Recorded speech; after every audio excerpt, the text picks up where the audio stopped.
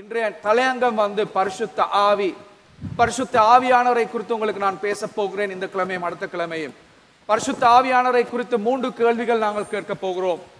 Right, இன்றைக்கு நாங்கள் பார்க்க போகிற கேள்வி, முதலாவது கேள்விதான் பரிசுத்த ஆவியானவர் யார் என்பதை நாங்கள் பார்க்க போகிறோம். அடுத்த கிழமை இன்னும் 2 கேள்விகளுக்கு நாங்கள் பதில் கொடுக்க போகிறோம். பரிசுத்த ஆவியானவர் என்ன செய்கிறார்? 3வது கேள்விதான் அந்த பரிசுத்த ஆவியானவர் செய்கிற யாவற்றையும் நாங்கள் எவ்வாறு பெற்றுக்கொள்வது.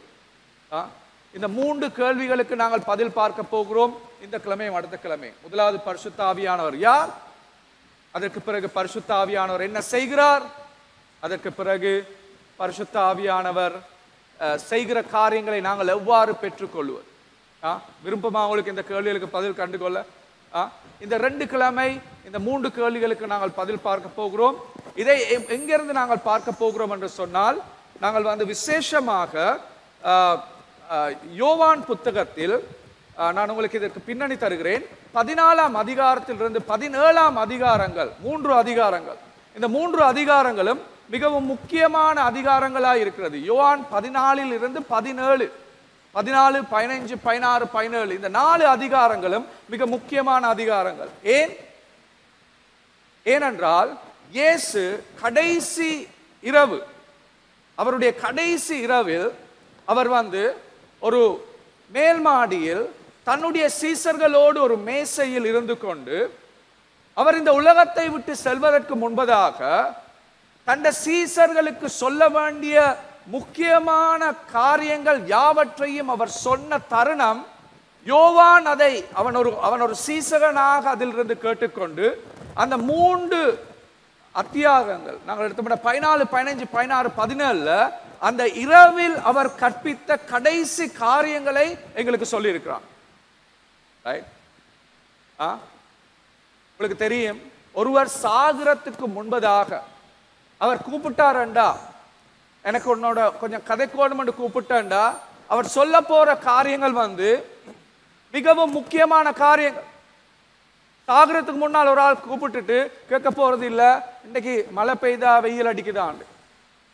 சாகிறதுக்கு முன்னால் ஒருவர் கூப்பிட்டு நான் உன்னோட கதைக்கோணும் என்று சொன்னா, அவருடைய வாழ்க்கையில் இருக்கிற அவர் சொல்ல வேண்டிய ஒரு முக்கியமான காரியத்தை அவர் சொல்ல போறார். இயேசு அந்த இரவில் சீசர்களோடு கடைசி இரவு போஜனம் செய்கிற தருணத்தில் அவர் அந்த சீசர்களுக்கு சொல்ல வேண்டிய முக்கியமான காரியங்களை அவர் சொல்லுகிறார். யோவான் 14, 15, 16, 17 மற்ற 3 சுவிசேஷ புத்தகங்கள், மத்தேயு, மாற்கு, அதே போல் லூக்கா புத்தகங்களில் இவ்வளவு பெரிய விதத்தில் அதை விஸ்தரிக்கவில்லை. யோவான் மாத்திரம்தான் அவருடைய சீசகனாக இருந்து இந்த காரியங்களை எங்களுக்கு சொல்லுகிறார். இந்த 4 அதிகாரத்திலும் இயேசு கடைசியாக பேசிய விஷயங்களில் மிக முக்கியமாக அதிகமாக பேசப்பட்ட தலைப்பு தான் பரிசுத்த ஆவியானவர்.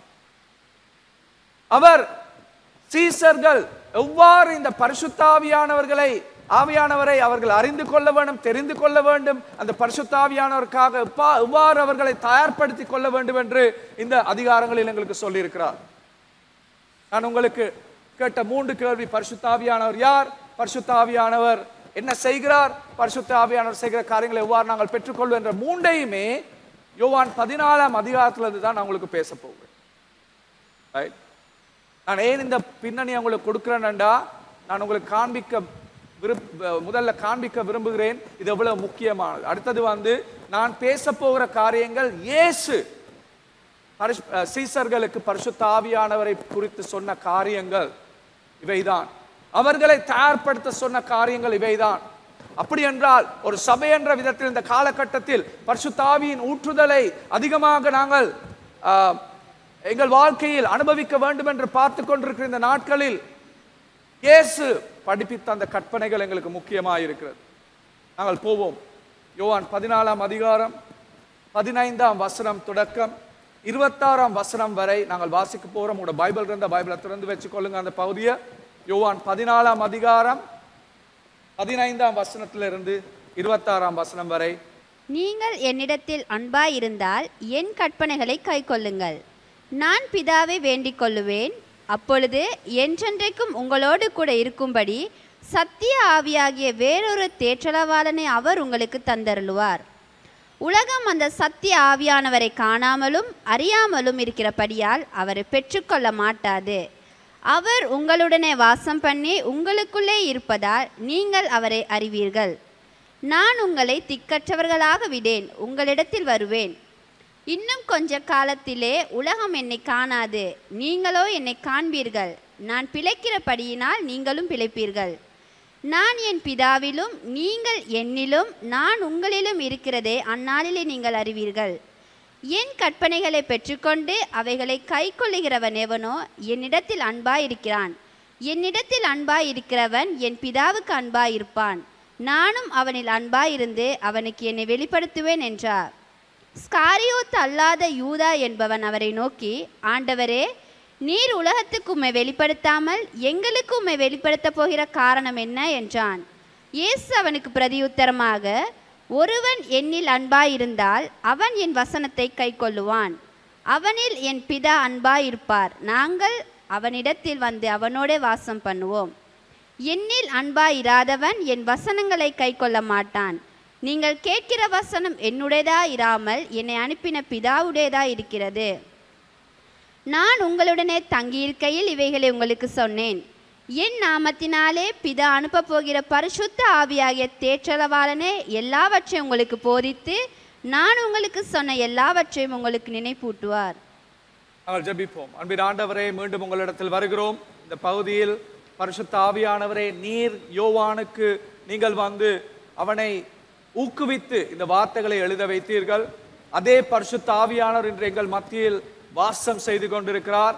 இந்த வார்த்தைகளின் அர்த்தத்தை எங்களுக்கு வெளிப்படுத்தி உங்களை அதிகமாக அறிந்து கொள்வதற்கு சபையாக, அதே போல் இதை கேட்கிறவர்கள் யாவருக்கும் அவர்களது ஆவிக்குரிய கண்களை துறந்து அவர்களை ஆசீர்வதிக்கப்படும்படி இயேசுவின் நாமத்தில் ஜெபிக்கிறேன் நல்ல பிதாவே. இந்த காலையில் முதலாவது கேள்வி, பரிசுத்த ஆவியானவர் யார்? பரிசுத்த ஆவியானவர் யார் என்றதுக்கு இயேசு முதலாவது பதிலாக யோவான் 14ஆம் அதிகாரத்தில் 17ஆம் வசனத்தில் எங்களுக்கு அதற்கு ஒரு காரியத்தை எங்களுக்கு காண்பிக்கிறார். 14வது வசனம். 14வது வசனத்துல பாருங்க, இயேசு பரிசுத்த ஆவியானவரை பற்றி அவர் என்ன விதமான பரிசுத்த ஆவியானவரை விஸ்தரிக்கிறார் என்று நாங்கள் பார்ப்போம். உலகம் அந்த சத்திய ஆவியானவரை ஒரு நபர் ஆவியானவரை காணாமலும் அறியாமலும் இருக்கிறபடியால் அவரை திரும்பி, இது ஒரு ஆத்மா அல்ல, ஒரு நபர், அவரை பெற்றுக்கொள்ள மாட்டாது. அவர் என்று யாரை நாங்கள் சொல்றது? ஒரு நபரை. அவர் உங்களுடனே வாசம் பண்ணி உங்களுக்குள்ளே இருப்பதால் நீங்கள் அவரை அறிவீர்கள். இந்த இடத்துல 4 தடவைகள் இங்கிலீஷ்ல வாசிக்கக்குள்ள மிக தெளிவா சொல்லப்பட்டிருக்கு. The world cannot accept him. அதாவது உலகம் அவரை ஏற்றுக்கொள்ள முடியாது. him என்ற வார்த்தை, because it's neither sees him nor knows him, but you know him. Right? 4 தடவைகள் இந்த பரிசுத்த ஆவியானவரை ஒரு ஆண் நபராக இந்த இடத்தில் இயேசு விஸ்தரிக்கிறார். ரைட்? சோ இதிலிருந்து நாங்கள் காணக்கூடிய விஷயம் என்னவென்றால், நான் கொடுத்திருக்கிறேன், பரிசுத்த ஆவியானவர் ஒரு தெய்வீக நபர். முதலாவது விஷயம், அவர் ஒரு தெய்வீக நபர். ரைட்? அவர் கிறிஸ்தவர்களின் இருதயத்துக்குள் வாசம் செய்கிற ஒரு தெய்வீகமான நபர். அதுதான் அவருக்கு கொடுக்கக்கூடிய, அவர் யார் என்று கேட்டால் இதுதான் பதில். பரிசுத்த ஆவியானவர் என்பவர் கிறிஸ்தவர்களின் இருதயத்தில் வாசம் செய்கிற ஒரு தெய்வீகமான வல்லமை, சக்தி, ஆவி அல்ல, ஒரு நபர். நல்லா விளங்கிக் கொள்ளுங்க, அவர் ஒரு நபர். ரைட்? முதலாவது நாங்கள் விளங்கிக் கொள்ள வேண்டிய விஷயம் என்னென்றால், நாங்கள் பரிசுத்த ஆவியானவரை பற்றி பேசுகிற பொழுது பல தடவைகள் அவர் ஒரு ஆவி, அவர் ஒரு வல்லமை, அவர் ஒரு சக்தி என்று நாங்கள் பரிசுத்த ஆவியை காண்கிற பொழுது அந்த சக்தி ஆவியோடு அல்லது ஏதோ ஒரு வல்லமையோடு எங்களுக்கு உறவு வைத்துக் கொள்ள முடியாது. ஆனால் இந்த இடத்தில் இயேசு எங்களுக்கு சொல்லுகிறார், இவர் ஒரு நபர். அவர் ஒரு நபர் என்றால் ஒரு நபரோடு எங்களுக்கு உறவு வைத்துக் கொள்ள முடியும். அப்ப உங்களுக்குள்ள இருக்கிற ஒரு நபர் தான் பரிசுத்த ஆவியானவர். இதை நாங்கள் முதலில் நன்றாக அறிந்து கொள்ள வேண்டும். எபேசியர் 4 அதிகாரம் 30 இவ்வாறு கூறுகிறது. எபேசியர் 4:30. அன்றியும் நீங்கள் மீட்கப்படும் நாளுக்கென்று முத்திரையாக பெற்ற தேவனுடைய பரிசுத்த ஆவியை துக்கப்படுத்தாதிருங்கள். எங்களுக்கு ஒரு ஆவியை, ஒரு சக்தியை துக்கப்படுத்த முடியாது. எங்களுக்கு துக்கப்படுத்துவதற்கு ஒரு நபரை மாத்திரம் தான் துக்கப்படுத்த முடியும். பரிசுத்த ஆவியானவர் ஒரு நபர் என்பதற்கு இன்னொரு ஆதாரம் தான் இது. பவுலடியார் சொல்லுகிறார், பரிசுத்த ஆவியானவரை துக்கப்படுத்தாதீர்கள். எப்படி நாங்கள் பரிசுத்த ஆவியை துக்கப்படுத்துறது? அவருக்கு விருப்பம் இல்லாத காரியங்களை நாங்கள் செய்யும் பொழுது அவர் துக்கப்படுகிறார். அவருக்கு விருப்பம் ஏன்? அவர் ஒரு நபர், எனக்குள் இருக்கிற ஒரு நபர், எனக்குள் இருக்கிற ஒரு நபருக்கு விருப்பம் இல்லாத காரியங்களை நாங்கள் செய்யும் பொழுது நாங்கள் துக்கப்படுகிறோம்.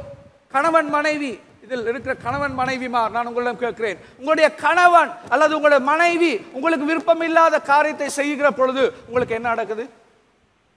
பேசுங்க, கதை கதை கதை என்ன நடக்குது? துக்கம் ஏற்படுது தானே? என்னுடைய கணவன், என்னுடைய மனைவி நான் விருப்பம் இல்லாத ஒரு காரியத்தை செய்கிற பொழுது எனக்கு அதில் துக்கம் ஏற்படுகிறது. ஏனென்றால் அது ஒரு நெருங்கிய உறவு. அதே போல்தான் பரிசுத்த ஆவியானவர் உங்களுக்குள் இருக்கிற உங்கள் கணவன் மனைவியை விட உங்களுக்கு இருக்கிற அவருக்கும் உங்களுக்கும் இருக்கிற உறவு மிக நெருங்கிய உறவாக இருக்கிறது. அதை விட நெருக்கமான ஒரு உறவு. அப்படிப்பட்ட ஒரு உறவு என்றால் அவர் துக்கப்படுகிற காரணம் வந்து நாங்கள் அவருக்கு விருப்பம் இல்லாத காரியங்களை செய்கிற பொழுது. இன்னொரு சொல்லப்பட்டிருக்கிறது, பவுலடியார் சொல்லுகிறார், அவரை அணைக்க வேண்டாம், அவரை அணைக்க வேண்டாம். எவ்வாறு அவரை அணைக்கிறது? அவருக்கு விருப்பம் இல்லாத காரியங்களை செய்கிற பொழுது. அதே போல் எபிரேயர் 10 அதிகாரம் 29 கடைசி பகுதியில் இவ்வாறு சொல்லப்படுகிறது. எபிரேயர் 10:29. கிருபையின் ஆவியை நிந்திக்கிறவன் எவ்வளவு கொடிதான ஆக்கினைக்கு பாத்திரவானா இருப்பான் என்பதை யோசித்து பாருங்கள். கிருபையின் ஆவியை நிந்திக்கிறவன், இன்சல்ட் இங்கிலீஷ்ல சொல்லுவாங்க, இன்சல்ட், நிந்திக்கிறவன் எவ்வளவு கொடிதான அக்கினிக்கு பாத்திரமானவாய் இருக்கிறான் என்பதை யோசித்து பாருங்கள். பரிசுத்த ஆவியானவரை நிந்திக்கிறது, நிந்திக்கிற என்னது? கேலி செய்கிறது, வெட்கப்படுத்துறது. என்னன்னு நாங்க வெட்கப்படுத்துறது, கேலி செய்யறது பரிசுத்த ஆவியானவரை.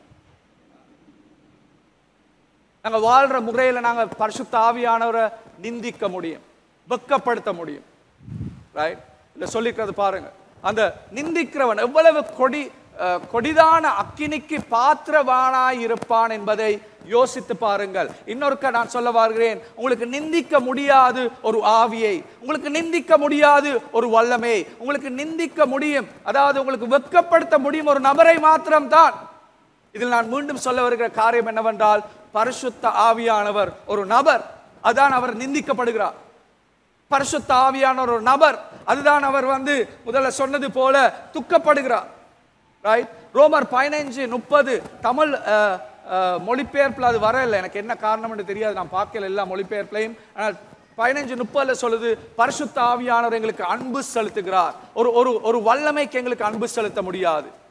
பரிசுத்த ஆவியானவர் எங்களுக்கு அன்பு செலுத்துறான்னு சொன்னா அது ஒரு நபரால் மாத்திரம் தான் எங்களுக்கு அன்பு செலுத்த முடியும். அதனால் பரிசுத்த ஆவியானவர் துக்கப்படுகிறார், பரிசுத்த ஆவியானவரை நிந்தைப்படுத்த முடியும், பரிசுத்த ஆவியானவர் எங்களுக்கு அன்பு செலுத்துகிறார். இது எல்லாமே ஒரு நபருக்கு இருக்கிற குணாதிசயங்கள். ரைட்? இந்த குணாதிசயங்களை கொண்டவர் தான் பரிசுத்த ஆவி. நான் இதுல உங்களுக்கு 3 தான் சொன்னேன், பைபிள்ல எவ்வளவோ இருக்குது அவரை குறித்து குணாதிசயங்கள். ரைட்? நான் 3 உங்களுக்கு காட்டுறதுக்கு காரணம் என்னண்டா, முதலாவது காரியம், பரிசுத்த ஆவியானவர் ஒரு நபர். அவர் ஒரு நபர், அவருக்கு உங்களை என்னை போல் உணர்வுகள் இருக்கிறது, உணர்வுகளால் நிறைந்த ஒரு நபர். அவர் உங்களோடு இருக்கிற உணர்வுகளால் நிறைந்த ஒரு நபர். அதை நாங்கள் முதல்ல விளங்கிக் கொள்ள வேண்டும். இரண்டாவது, இயேசு பரிசுத்த ஆவியானவரை பற்றி பேசுகிற பொழுது 16வது வசனத்தில் எங்களுக்கு இன்னும் ஒரு காரியத்தை காண்பிக்கிறார். 16வது வசனத்தை நாங்கள் வாசிப்போம். 14 யோவான் 14:16. எஸ், நான் பிதாவை வேண்டிக் கொள்ளுவேன், அப்பொழுது என்றென்றைக்கும் உங்களோடு கூட இருக்கும்படி சத்திய ஆவியாகிய வேறொரு தேற்றவாளனை அவர் உங்களுக்கு, சத்திய ஆவியாகிய வேறொரு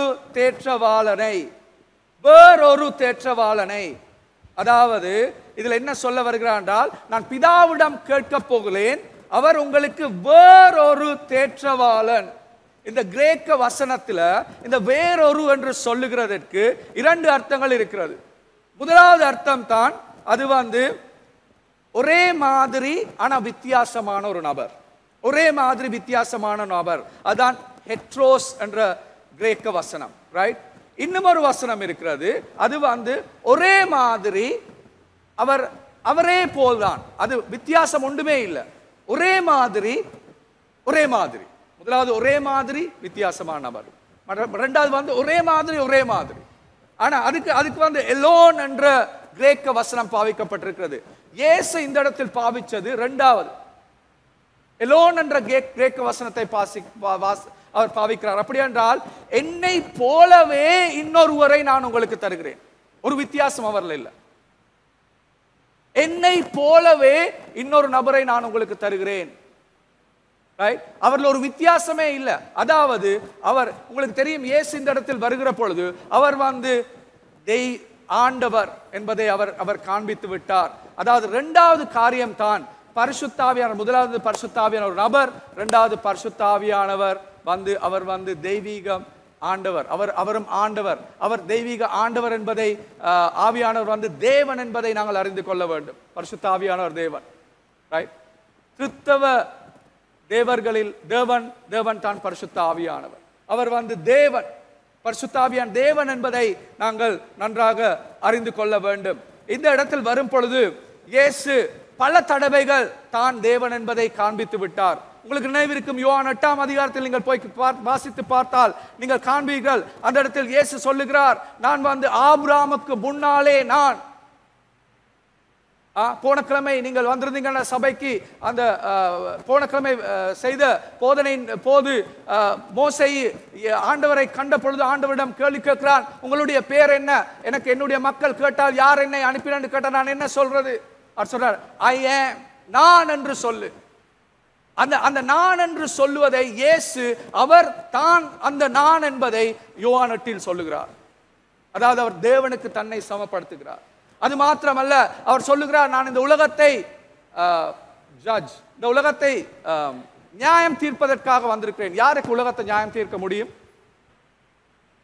தேவனுக்கு மாத்திரம்தான் உலகத்தை நியாயம் தீர்க்க முடியும். இயேசு அதனூடாக சொல்லுகிறார், நான் தேவன். அதற்கு பிறகு சொல்லுகிறார், நீங்கள் செய்கிற எல்லா பாவங்களும், இந்த உலகத்தில் செய்யப்பட்ட எல்லா பாவங்களும் எனக்கு எதிராக செய்யப்பட்டிருக்கிறது. எல்லா பாவங்களும் ஒரு நபருக்காக எதிராக செய்யப்பட்ட அந்த நபர் யாரா இருக்க முடியும்? தேவன் மாத்திரம்தான், ரைட்? அந்த 3 காரியங்கள், அதை விட பல காரியங்கள் யோவான் இதுவரைக்கும் சொல்லுகிறார். ஆனால் அந்த 3 காரியங்களும் ஊடாக இயேசு தன்னை தேவன் என்பதை இந்த நேரத்தில் மிக தெளிவாக சீசர்களுக்கு காண்பித்து விட்டார். இப்ப சொல்லுகிறார், என்னை போல இன்னொருவரை நான் உங்களுக்கு கொடுக்கிறேன். அப்படியாண்டா, நான் தேவன், அப்ப நான் கொடுக்க போகிற நபரும் இன்னொரு தேவன். பரிசுத்த ஆவியானவர் தேவன், பரிசுத்த ஆவியானவர் தேவன். இது மிகவும் முக்கியமான இரண்டாவது விஷயமாக இருக்கிறது, ரைட்? 18ஆம் வசனத்துல இயேசு சொல்லுகிறார், நான் உங்களை அனாதைகளாக விட்டு செல்ல மாட்டேன். இதுதான் மிக முக்கியமான தலைப்பு. நான் உங்களை திக்கற்றவர்களாக விடேன் என்று இந்த தமிழ் மொழிபெயர்ப்பு சொல்லப்படுகிறது. இங்கிலீஷில் சொல்லப்படுகிறது, I will not leave you as orphans. அனாதைகள், அனாதைகளாக நான் உங்களை விட்டு செல்ல மாட்டேன் என்று சொல்லுகிறார். இது முக்கியமான ஒரு தலைப்பு.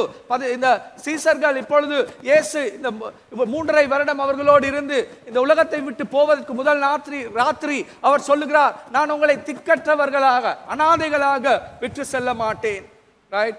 அவர் இந்த 14ஆம் வசனத்தில் நீங்க வாட்சி பார்த்தீங்கன்னா 2ஆம் வசனத்துல முதல் தடவை சொல்லுகிறார், நான் உங்களை விட்டு பிதா இருக்கிற இடத்துக்கு செல்ல போகிறேன், பரலோகத்துக்கு பிதா இருக்கிற இடத்துக்கு செல்ல போகிறேன், நான் உங்களை விட்டு செல்லுகிறேன் என்பதை மீண்டும் மீண்டும் இந்த 14ஆம் அதிகாரத்தில் அவர் சொல்லுவதை எங்களுக்கு காணக்கூடியதா இருக்கிறது, ரைட்? 18ஆம் வசனம் வரைக்குள்ள அவர் சொல்லுகிறார், நான் உங்களை அனாதையாக விட்டு செல்ல மாட்டேன். ஆனால் 23ஆம் வசனத்துக்குள்ள வரைக்குள்ள, 23ஆம் வசனத்தை போடுங்க, 23ஆம் வசனத்துல வரைக்குள்ள பாருங்க இயேசு என்ன சொல்றாரு. இயேசு அவனுக்கு பிரதியுத்தரமாக, ஒருவன் என்னில் அன்பாயிருந்தால் அவன் என் வசனத்தை கை கொள்ளுவான், அவனில் என் பிதா அன்பாயிருப்பார். நாங்கள் என்ன யாரு? நானும் பிதாவும் அவனிடத்தில் வந்து என்ன செய்வோம்? அவனோடு வாசம் பண்ணுவோம். பிதாவும் இயேசுவும் எங்களிடத்தில் வந்து எங்களோடு வாசம் பண்ணுகிறார் என்று இந்த இடத்தில் சொல்லப்படுகிறது. எப்பயாவது பிதாவும் இயேசுவும் பரலோகத்துல இருந்து கீழே இறங்கி வந்தாங்களா எங்களோட இருக்கிறதுக்கு? வந்தாரா? இப்ப யார் வந்தது? பரிசுத்த ஆவியானவர் மாத்திரம் தான் பெந்தெகோஸ்து நாளில் வந்தது. பரிசுத்த ஆவியானவர் எங்களுக்குள் வருகிற பொழுது இயேசு சொல்லுகிறார், பரிசுத்த ஆவியானவர் வருகிற பொழுது கிறிஸ்தவ தேவனாகிய நாங்கள் 3 பேருமே, பரிசுத்த ஆவியானவர், இயேசு, பிதா ஆகிய 3 பேருமே உங்களுக்குள் வந்து வாசம் செய்கிறார். விளங்குதா உங்களுக்கு இது? விளங்குதா உங்களுக்கு இது? முக்கியமான என்னண்டா, இந்த காலத்துல நான் வந்து எங்களுக்கு நாங்க யோசிச்சோம் இந்த இந்த இந்த எப்படி நாங்க போகணும், முன்னால் எப்படி எங்களை ஆயத்தப்படுத்தணும். அப்போ ஒரு சிந்தனை தான், நாங்கள் கன நேரம் எடுப்போம், நாங்கள் வந்து ஆவியானவருக்கு செயற்பட இடம் கொடுக்க, முக்கியமான விஷயம். ஆனா உங்களுக்கு இன்றைக்கு ஆவியானவரோட இருக்கிற உறவு, அவரை குறித்து உங்களுக்கு அறிந்து கொண்ட அளவுக்கு தான் உங்களுக்கு உறவு வைத்துக் கொள்ள முடியும். சொல்ற நல்லா கேளு. ஒரு நபரோட உங்களுக்கு உறவு வைத்துக் கொள்ள முடியும் உங்களுக்கு அந்த நபரை அறிந்த அளவு மாத்திரம்தான். இன்றைக்கு உங்களுக்கு பரிசுத்த ஆவியானோட இருக்கிற உறவு உங்களுக்கு அவர் அறிந்த அளவு, நீங்க எவ்வளவு அவரை அறிந்திருக்கிறீங்களோ அவ்வளவுக்கு தான் உங்களுக்கு உறவு இருக்கிறது. அந்த உறவு இன்னும் ஆழமாக செல்ல வேண்டும் என்றால், அந்த உறவு இன்னும் அதிகரிக்க வேண்டும் என்றால் நாங்க என்ன செய்யணும்? அந்த நபரை குறித்து அதிகமாக அறிந்து கொள்ள வேண்டும். உங்களுக்கு 2 பேருக்கு இடையில மிக உங்களுக்குள்ள உறவு என்னென்ன, அந்த உறவு வளருது. கணவன் மனைவி திரும்பி நான் கொண்டு வரேன், இந்த உலகத்தில் இருக்கிற மிகவும் நெருக்கமான அந்த உறவு தான் கணவர் மனைவி. என்னென்ன அந்த உறவு வளருது? காலம் செல்ல செல்ல தானாவே வளருதா உறவு? இல்ல. எவ்வளவுக்கு எவ்வளவு நாங்கள் 2 பேரோட நேரம் செலுத்துறோமோ, எவ்வளவுக்கு எவ்வளவு அடுத்த நபருடைய இருதயத்தை நாங்கள் தெரிந்து கொள்ளுகிறோமோ, தெரிந்து கொள்ற அளவுக்கு தான் எங்களுடைய உறவு வளரப்போகிறது. சில நேரத்தில் நாங்கள் திருமணம் முடிச்ச பிறகு அதோட உறவு நின்றுட்டு வளரல. அது பிறகு இப்ப கதைக்கிறல, கதைச்சா என்னத்தை கதைக்கிறது? என்னண்டு பிள்ளைகளுக்கு ஸ்கூலுக்கு போறதுக்கு என்ன செய்யறது, நாளைக்கு சாப்பிட்றதுக்கு என்ன செய்யறது, அதை செய்யறதுக்கு என்ன செய்யறது, இதை செய்யறதுக்கு என்ன செய்யறது மட்டும் தான் கதைக்கிறது. அதை விட்டுட்டு 2 பேரையும் அறிஞ்சு கொள்றதுக்கு உங்களுக்குள்ள என்ன நடக்குது, இந்த காலத்துல என்ன உங்களோட பெரிய சவால், எது உங்களை துக்கப்படுத்துது, எது உங்களை சந்தோஷப்படுத்துது என்று நாங்கள் தேடி கதைச்சு ஒருவரோடு ஒருவர் இணைந்து நாங்கள் ஒருவரோடு ஒருவர் அணைந்து அவர்களை நாங்கள் தெரிந்து கொள்ள நேரம் எடுப்பதில்லை. அப்படி நேரம் எடுக்காவிட்டால் எங்கள் உறவு ஒரு நாள் வளரப்போவதும் இல்லை. எவ்வளவு காலம் நாங்கள் ஒன்றா இருந்தாலும் வளரப்போறது இல்லை. பரிசுத்த ஆவியானவரின் உறவும் அப்படித்தான். அவரை எவ்வளவுக்கு எவ்வளவு நீங்கள் அறிந்து கொள்றீங்களோ அவ்வளவுக்கு அவ்வளவு அவருடைய உறவு வளர்ப்பு. அதான் இன்றைக்கு நான் உங்களுக்கு சொல்றேன். அவர் யார் என்றதை உங்களுக்கு சொல்றதுக்கு காரணம் என்னென்றா, உங்களுக்கு இருக்கிற அறிவு அதிகரிக்க வேண்டும். அவரை குறித்திருக்கிற அறிவு அதிகரித்தால் தான் அவரோடு உறவும் அதிகரிக்கும். ரைட்? முதலாவது நான் சொன்னேன், அவர் வந்து ஒரு நபர். இரண்டாவது அவர் யாரு? யாரு இரண்டாவது? அவர் தேவன். அவர் தேவன். ஓகே, முதலாவது அவர் நபர், இரண்டாவது அவர் தேவன். Right right right. இப்ப இன்னொரு விஷயம், நீங்கள் எபேசியர் 5ஆம் அதிகாரம் 18ஆம் வசனத்துக்கு நாங்கள் ஒரு போவோம். எபேசியர் 5:18. துன்மார்க்கத்துக்கு ஏதுவான மதுபான வெறி கொள்ளாமல் ஆவியினால் நிறைந்து. ரைட். இதுல என்ன சொல்லுதுண்டா, இங்கிலீஷ் பைபிள்ல சொல்லுது, do not get drunk with wine. நீங்கள் வந்து குடிச்சு குடிவெறியினால் நிரம்ப வேண்டாம், குடிவெறியாக வேண்டாம், குடிவெறியாக வேண்டாம், ஆனால் பரிசுத்த ஆவியினால் நிரம்புங்கள். குடிச்சு வெறியாக வேண்டாம், ஆனால் பரிசுத்த ஆவியினால் நிரம்புங்கள். இப்ப இது ரெண்டையும் ஒப்பிட்டு பாருங்க. இது ரெண்டையும் ஒப்பிட்டு பார்த்தா இதுல என்ன இருக்குது? ஒரு நபர் குடிச்சு அவர் வெறியாகினால், குடி போதை அவருக்கு அதிகமாகினால் அவர் எப்படி செயல்படுவார்? சாதாரண ஒரு நபரா செயல்படுவாரா? வித்தியாசம் ஒன்று இருக்கா? கண்டிருக்கீங்களா? குடிச்சு போதை கூடின நபர் எப்படி செயல்படுவாராண்டு? சும்மா இருக்கிற நேரத்தை விட கணக்கு பேசுவாரா, கதைப்பாரா? சில வேளை வாய் துறக்கவே மாட்டாரு, ஆனா கொஞ்சம் 2 போட்ட பிறகு அவர் நல்ல கதைப்பார் தானே? அமைதியா இருப்பாரு, ஆனா 2 போட்ட பிறகு அவர் வித்தியாசமான ஒரு நபர். அப்படி நான் சொல்ற சரியா பிள்ளையா? இல்ல நான் மட்டும்தான் இந்த காரியங்களை கண்டிருக்கேனா? குடி போதை ஒரு நபரை முழுமையாக மாற்றுகிறது.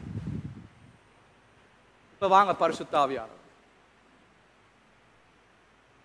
குடி போதையில் நிறைக்கப்பட வேண்டாம் என்று சொல்லுகிற நேரத்தில் பவுலடியார் சொல்லுகிறார், பரிசுத்த ஆவியினால் நிறையுங்கள்.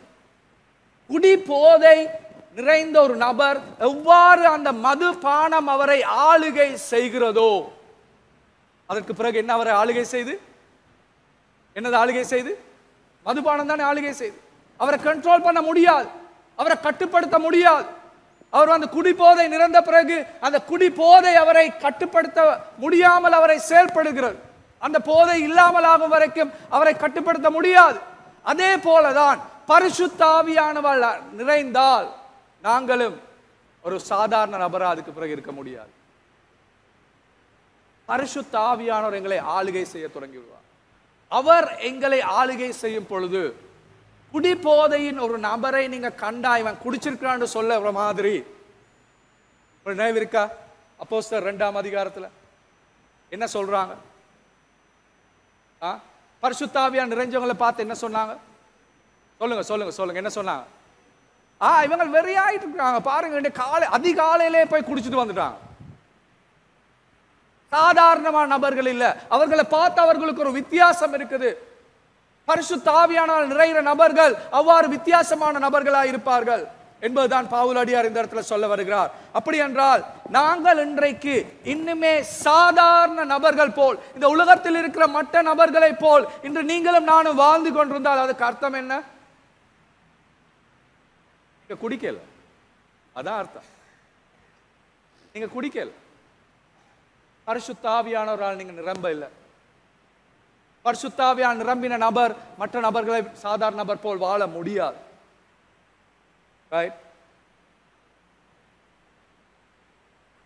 அப்ப நாங்க முதல்ல பார்த்தோம் யோவான் 14ஆம் அதிகாரத்தில் பரிசுத்த ஆவியானவர் ஒரு நபர். ஆனா இந்த இடத்தில் சொல்லப்படுகிறது பரிசுத்த ஆவியானவரால் நிரம்புங்கள் என்று. நிரம்புங்கள் என்று சொல்லுகிற பொழுது எங்கள் மனதுக்கு வருவது ஒன்றில் ஏதோ தண்ணியா இருக்கணும், தண்ணி முடிஞ்சது நாங்க இதை திருப்பி நிரப்பணும். அப்படி இல்லாவிட்டால் ஒரு ஆவி, கேஸ் சிலிண்டர் முடிஞ்சது, இப்ப நாங்க கேஸ் அடிச்சா தான் கேஸ் நிறைவுபடும். ஒரு வல்லமை குறைஞ்சிட்டு அதை திரும்பி நிரப்பினதான். ஆனா இதுல ஒரு நபர் என்று பரிசுத்த ஆவியானவர் சொன்னா என்னென்ற ஒரு நபரால நிறைகிறது, என்னென்ற ஒரு நபரால நிறைகிறது. நிறைய முடியுமா ஒரு நபரால? ஒரு நபரால எங்களை நிரப்பிக் கொள்வது எப்படி? நான் யோசிச்சு பார்த்தேன் நேற்று முந்தினாத்து இந்த இதுக்கு ஆயத்தம் படுத்தும் பொழுது எப்படி ஒரு நபரால நிரம்புறது. எனக்கு உடனே நினைவு வந்துச்சு என் மனைவியை கண்ட முதல் நாள். ரைட், எனக்கு இன்னும் நினைவு இருக்கு. அவ கண்ட முதல் நாள் அவ கண்ட உடனே அவ என்ன நிறைச்சிட்டான். அவ யாருன்றே தெரியாது, எந்த பின்னல்ல இருந்து வர்றா எங்க இருந்து வர்றா ஒன்றுமே தெரியாது. ஒரு கிறிஸ்தவரண்ட மட்டும்தான் எனக்கு தெரியும். ஏண்டா நான் அவ கண்டது ஒரு தலைமைத்துவம், கிறிஸ்தவ தலைமைத்துவ கருத்தரங்குல ஒரு மீட்டிங்ல நாங்க உண்டா இருக்கக்குள்ள அவ அங்கேயே இருந்து வேலையை விட்டு வரைக்குள்ள என் கண் போனதுதான். அது பிறகு என் கண் எடுக்கவே எல்லாம் போயிட்டு. ரைட், அந்த நாள் முதல் ஒவ்வொரு நாளும் என் வாழ்க்கையில என் கண்ணுக்கு முன்னால் இருந்தது அவதான்.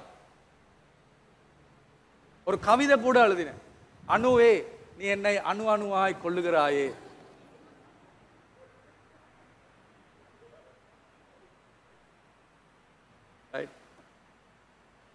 அவ எனக்கு மறக்க முடியல அவ ஒரு நாள். ரைட், அவ சில வேளை அவ போய் பார்த்து அவ என்ன ஒரு நாள் எனக்கு நல்ல நினைவு இருக்குது. நான் யோசிச்சேன், ஆண்டவரே நான் இவட்ட கேட்க போறேன், இது கேங்கால எனக்கு இருக்கே இல்லாது. நான் போய் அவட கேட்கறதுக்கு கதைக்க போனா அவ என்ன கதைக்கல, அவ என்னோட ஒரு வார்த்தை கூட கதைக்கல. அவ என்ன நான் கதைச்ச காரியங்களை கேட்டுட்டு திரும்பி போயிட்டான். சரியான துக்கம். இவ என்ன விரும்ப இல்லையா ஒரு துக்கம். அது பிறகு ஒரு நாள் ஒரு சனிக்கிழமை நல்ல நினைவு இருக்கு. நான் சொன்ன ஆண்டவருக்கு இதான் கடைசி நாள், இன்னைக்கு நான் போறேன். அவ கதை காட்டி இது முடிஞ்சுது. அதுக்கு பிறகு நான் இதை கைவிட போறேன். என்னண்டா 6 மாசம் போயிட்டு இன்னுமே அவன் என்னோட கதைக்கிறா இல்லை. அதே மாதிரி அந்த சனிக்கிழமை நான் போனா அவ கதைக்க இல்லை.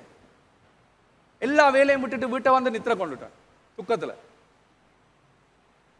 ரைட், அவ லேசான ஆள் இல்லை, ரொம்ப கஷ்டப்படுத்தினா என்ன. ரைட்? ஆனா அந்த காலகட்டத்தில் அவதான் என் கண்ணில் இருந்த ஒரே நபர்.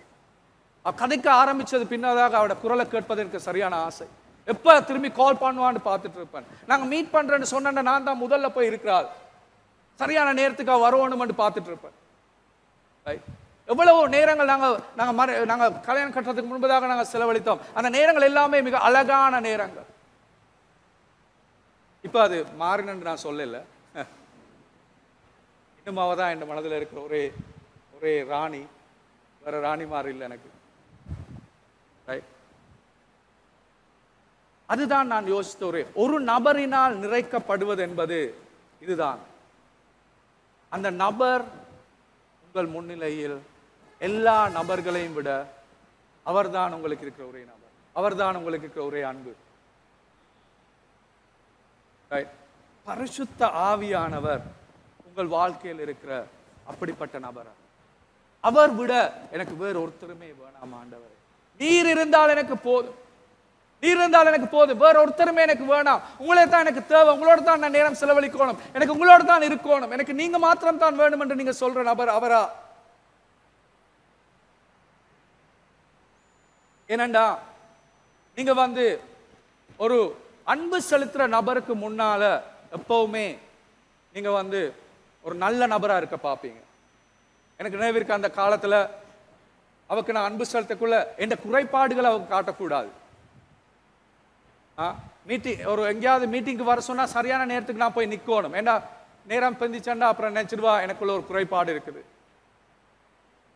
அவ குறித்திருந்த கௌரவம் நிமித்தம் எல்லாமே சரியா அவருக்கு முன்னால செய்யும். உங்களோட வாழ்க்கையில நீங்க கௌரவப்படுத்துற ஒரு நபர் உங்களோட வாழ்க்கைக்கு முன்னால் இருக்கும் பொழுது அவரை அகௌரவப்படுத்துற விதத்துல நீங்க செயல்படுவீங்களா? இப்ப யோசிச்சு பாரு. உங்களோட வாழ்க்கையில இருக்கிற நீங்க அதிகமா கௌரவம் கொடுக்கிற ஒரு நபர் யாரு? அந்த நபருக்கு முன்னால் நீங்க அவரை அகௌரவப்படுத்துற விதத்துல செயல்படுவீங்களா? உண்மையான கதை. ஒரு கணவன் கண்ட திருமணத்தில் மனைவியை விட்டு இன்னும் ஒரு நபரோடு ஒரு தொடர்பை ஏற்படுத்தி கொண்டு ஒரு போதகரிடம் அதை ஏற்படுத்தி அந்த திருமணமே உடைஞ்ச பிறகு அந்த நபர் தன்னுடைய பிள்ளையை தெரிந்து கொண்டு ஒரு போதகரிடம் வருகிறார் ஆலோசனை பெற்றுக் கொள்வதற்காக. அப்ப ஆலோசனை பெற்றுக்கொண்டு வரும் பொழுது போதகர் கேட்கிறார், சரி சொல்லுங்க என்ன நடந்தது. அப்ப அவர் தன் கதையை சொல்லக்குள்ள அவர் எப்படி சொல்றார்?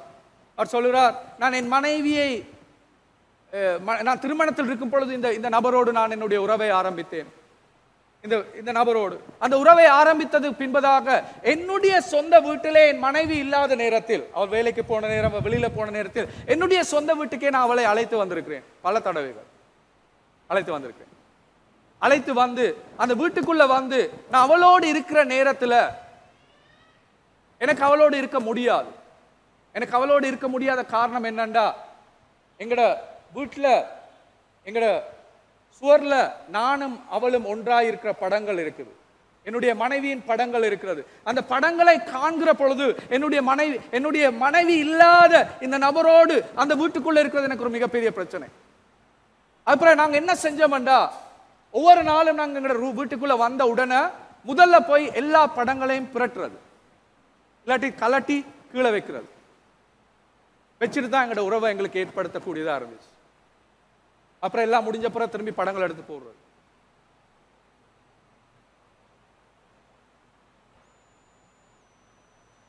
கொஞ்சம் யோசிச்சு பாருங்க. நான் ஏன் இந்த கதையை சொன்னேன்டா,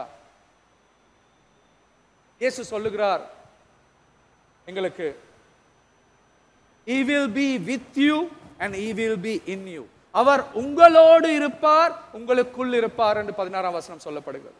பரிசுத்த ஆவியானவர் உங்களோடு இருக்கிறார், உங்களுக்குள் இருக்கிறார் என்று சொல்லப்படுகிறது. உங்களுக்குள் பரிசுத்த ஆவியானவரை வைத்துக் கொண்டு எங்களோட வாழ்க்கையில நாங்க செய்யற காரியங்கள் எங்களுக்கு சாதாரணமா எங்களுக்கு பிழைகளை செஞ்சு கொண்டு பாவங்களை செஞ்சு கொண்டு எங்களுக்கு வாழ முடியுதா?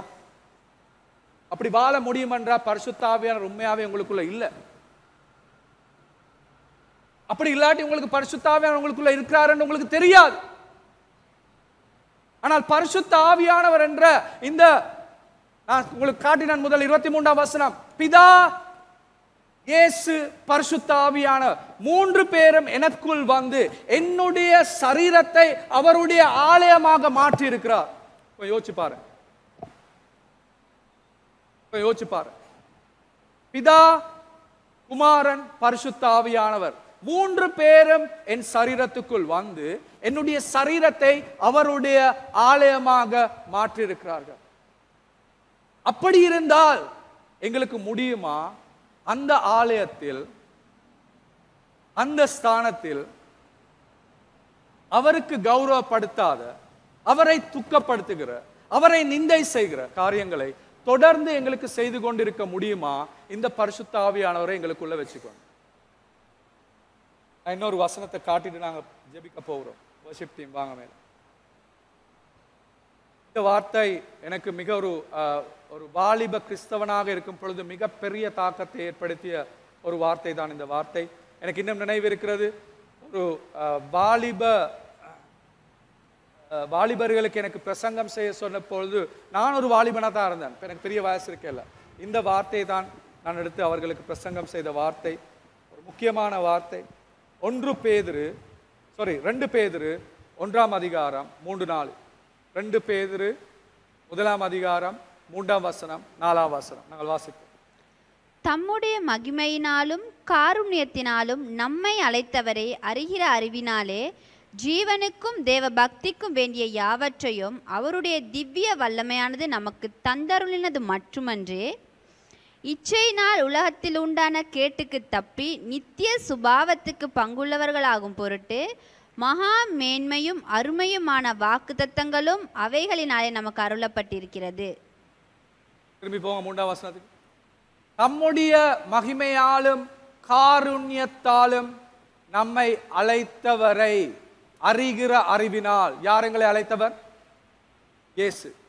தம்முடைய மகிமையினாலும் காருண்யத்தினாலும் நம்மை அழைத்தவரை இயேசுவை அறிகிற அறிவினாலும் ஜீவனுக்கும் தேவ பக்திக்கும் வேண்டிய யாவற்றையும், நீங்க வாழ்றதுக்கும் தேவ பக்தியாய் இருப்பதற்கு தேவையான யாவற்றையும் அவருடைய திவ்ய வல்லமையானது எங்களுக்கு தந்தரில் இருக்கிறது. அதை எங்களுக்கு கொடுத்திருக்கிறது. கிறிஸ்தவர்கள், நான் சொல்றது நல்லா கேளுங்க,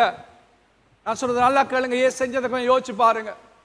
நம்முடைய மகிமையாலும் காருண்யத்தாலும் நம்மை அழைத்தவரை அறிகிற அறிவினால் ஜீவனுக்கும் தேவ பக்திக்கும் வேண்டிய யாவற்றையும் அவருடைய திவ்ய வல்லமை, பரிசுத்த ஆவியானவர், திவ்ய வல்லமையானவர் நமக்கு தந்தர்லு. அது மாற்றமின்றி, அது மட்டும் இல்லை. 4ஆவது வசனத்தை இன்னும் ஒன்று சொல்றார். என்னது? 4ஆவது வசனத்துக்கு போங்க தம்பி. இச்சையினால் உலகத்தில் உண்டான கேட்டுக்கு தப்பி திவ்ய சுபாவத்துக்கு பங்குள்ளவர்களாகும் பொருட்டு. கொஞ்சம் யோசிச்சு பாருங்க, அந்த வார்த்தையை கொஞ்சம் யோசிச்சு பாருங்க. ஆண்டுடைய வசனம் சொல்லுது, உங்களுக்கும் எனக்கும் திவ்ய சுபாவத்துக்கு பங்கு கொள்ள முடியும். திவ்ய சுபாவம் என்ன? ஆண்டவருடைய சுபாவத்துல எங்களுக்கு இப்ப பங்கு கொள்ள முடியுமா?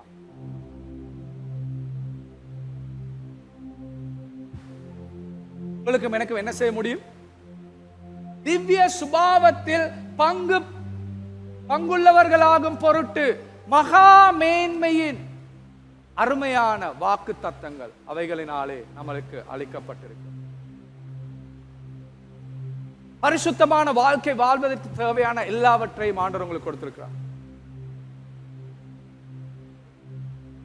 3ஆம் வசனம் சொல்லுது, 3ஆம் வசனம் சொல்லுது, 4ஆம் வசனம் சொல்லுது, எங்களை அந்த திவ்ய சுபாவத்துக்கு பங்காளராக்கி இருக்கிறார். அதாவது இயேசு பிதா பரிசுத்த ஆவி என்ற அந்த திருத்துவ தேவன் எங்களுக்குள் இருக்கிற தேவனோடு எங்களுக்கு ஒன்றாக அவரோடு இருக்க எங்களுக்கு பங்கு கொள்வதற்காக தேவையான யாவற்றையும் ஆண்டவர் கொடுத்து விட்டார். கொஞ்சம் யோசிச்சு பாருங்க. எத்தனை தடவை நீங்க யோசிச்சிருக்கிறீங்க, எனக்குள்ள இந்த உலகத்தை படைச்சு ஆளுகிற இதா, இந்த உலகத்துக்கு வந்து எனக்காக மரித்து உயிர்த்தெழுந்த இயேசு இந்த உலகத்தை இன்று மாற்றிக் கொண்டிருக்கிற பரிசுத்த ஆவி எனக்குள்ள இருக்கிறார். கொஞ்சம் அதுக்கு இடம் கொடுங்க. இந்த உலகத்தை படைத்து ஆளுகிற பிதா இந்த உலகத்துக்காக இந்த உலகத்துக்கு வந்து தன்னுடைய உயிரை கொடுத்து மீண்டும் உயிர் தெழும்பிய இயேசு இந்த உலகத்தை இயேசுவுக்காக மாற்றிக் கொண்டிருக்கிற, இயேசுவின் பக்கத்துக்கு கொண்டு வந்து கொண்டிருக்கிற பரிசுத்த ஆவியானவர் இந்த சரீரத்துக்குள், என்னுடைய சரீரத்துக்குள் அவர் வாசம் பண்ணுகிறார். He is with me and he is in me. அவர் வந்து எனக்குள் இருக்கிறார், அவர் என்னோடு இருக்கிறார். அடுத்த கிழமை சொல்றேன் அதோட அர்த்தம் என்ன. அவர் எனக்குள் இருக்கிறார், அவர் என்னோடு இருக்கிறார். எங்களுக்கு முடியுமா ஏதோ தானோண்டு வாழ? இந்த அறிவை எங்களுக்குள்ள வந்தா ஏதோ தானோண்டு வாழ முடியுமா? இன்னுமே மற்றவங்களோட சண்டை பிடிச்சிட்டு இருக்க முடியுமா? இன்னுமே மற்றவங்களுக்கு எதிராக காரியங்களை கூறிக்கொண்டிருக்க முடியுமா? அவங்களுக்கு பின்னால அவங்களுக்கு தெரியாத காரியங்களை குறித்து பேசிட்டு இருக்க முடியுமா? சண்டை பிடிச்சிட்டு இருக்க முடியுமா? இந்த மகத்துவமான தெய்வம் எனக்குள் இருக்கிறது என்ற அறிவு வந்த பிறகு எனக்கு அப்படி வாழ முடியுமா?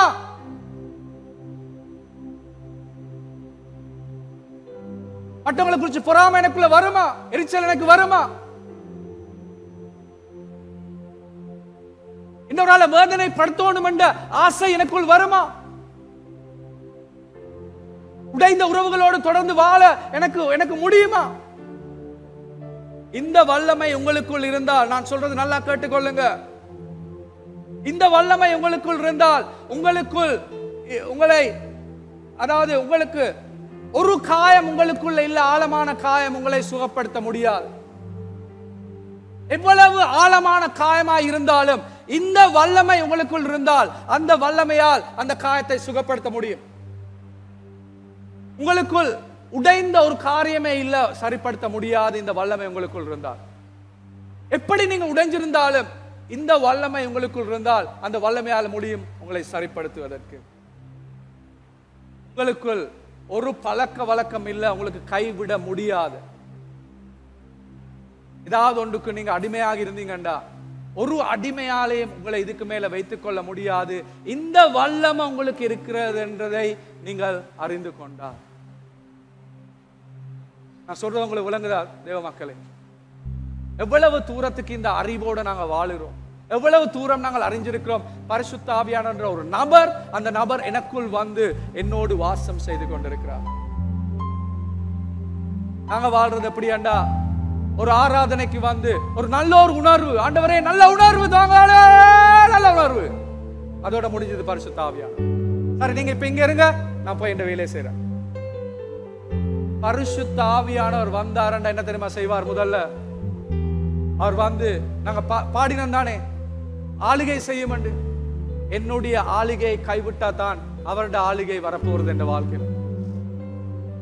கடைசி 2 கிழமை நான் ஜபித்துக் கொண்டிருக்கும் போது ஒரு காலை நேரத்துல நான் ஜபிச்சு நான் சொன்ன, ஆண்டவரே என்ன இன்றைக்கு நிரப்புங்க பரிசுத்த ஆவியானவரே, நான் உங்களை பெரிய நபராக காண வேண்டும், இதுவரைக்கும் காணாத நபராக காண வேண்டும் என்று நான் ஜபித்துக் கொண்டிருக்கும் பொழுது என் இருதயத்தில் ஆண்டவர் பேசி எனக்கு சொன்னார், ஒரு நிமிடம் மௌனமாயிரு.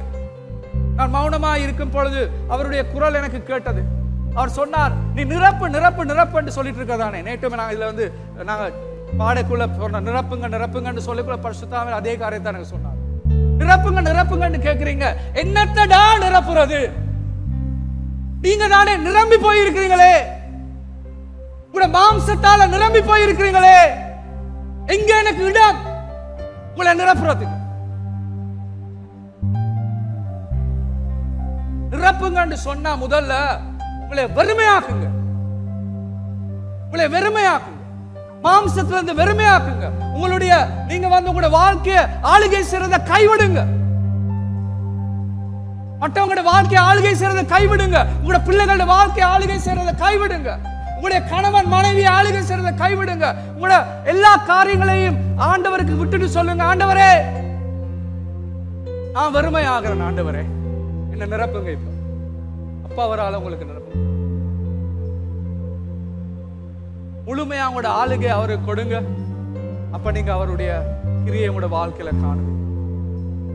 சொல்லுங்க, ஆண்டவரே எங்களை இந்த காலகட்டத்துல எங்களை ஆளுகை செய்யுங்கப்பா. உண்மையாவே ஒரு உணர்வு அல்ல, ஒரு அனுபவம் அல்ல. அனுபவம் தேவை. நான் அனுபவத்தை ஒரு நாளும் குறைய சொல்ல மாட்டேன். ஆனா முதல்ல உறவை தேடிட்டு போங்க, அனுபவம் தானாவே வரும். அனுபவத்தை நீங்க தேடிட்டு போனீங்கண்டா அனுபவம் மாத்திரம்தான், உறவு கிடைக்காது. நான் சொல்றது உங்களுக்கு விளங்குதா மக்களே? எங்களுக்கு உறவு வேணும். இந்த பரிசுத்த ஆவி என்ற இந்த நபரோடு ஒரு உறவு, ஒரு ஆழ்ந்த உறவை நாங்க தேடிக்கொண்டு போன பொழுது அந்த உறவுல எவ்வளவோ அனுபவங்கள் இருக்கிறது, அழகான அனுபவங்கள். சில நேரம் நீங்க இருந்தீங்கன்னா உங்களுக்கு எழும்ப இயலாது. ஆண்டவரே நீங்க என்னோட இருக்கிறீங்க தானே, நான் எழும்ப மாட்டேன் ஆண்டவரே, இப்ப எழும்ப மாட்டேன், நான் இந்த இடத்தை விட்டு எழும்ப மாட்டேன். சில வேளை பரிசுத்த ஆவியானவர் வந்தா நீங்க அழத் தொடங்குவீங்க, உங்களுக்கே தெரியாது நீங்க ஏன் அழுகிறீங்க. ஆனா நீங்க அழத் தொடங்கிடுவீங்க. அவர் அதிகரிக்க உங்களுக்கு அவருடைய இருதய பாரம் உங்களுக்குள்ள வர தொடங்கிடும். நீங்க அழத் தொடங்க, உங்களுக்கு தெரியாது நீங்க ஏன் அழுகிறீங்கன்னு கூட தெரியாது. அது அனுபவம். ஆனா அனுபவத்தை தேடி போக வேண்டாம், உறவை தேடி போங்க. உறவை தேடி போகும் பொழுது அனுபவம் தானாவே வரப்போகிறது. உங்களுக்கு ஆழமான உறவு பரிசுத்த ஆவியுடன் எனக்கு தேவை என்று கேளுங்க இந்த காலை நேரம். ஆண்டவரே நீங்க ஒரு நபர், ஆண்டவரே நீங்க ஒரு தேவன். அது மாத்திரமல்ல, நீங்க எனக்குள்ள ஆளுகை செய்யுங்க. நீங்க எனக்குள்ள இருக்கிறீங்க, எனக்குள்ள இருக்கிறீங்க ஆண்டவரே. என்னை விட்டு ஒரு நாளும் போக மாட்டீங்க.